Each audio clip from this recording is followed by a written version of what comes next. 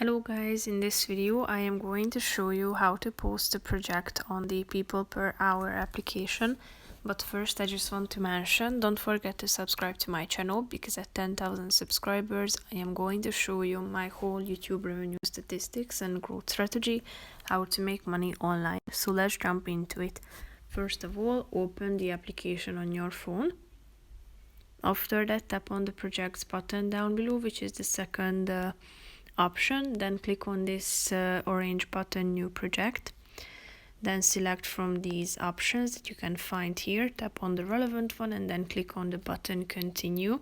Select a subcategory, then press continue down below. After that, give your project a title, type it in and then press continue. Then you should select or set your budget. After that, you are going to press the button continue down below again.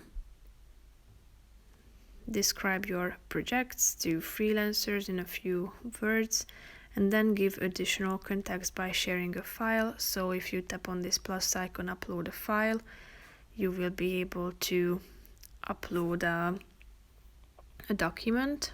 So just simply tap on it and then it will be uploaded. After that, click on preview project and your project will be posted. So tap on post project anyway.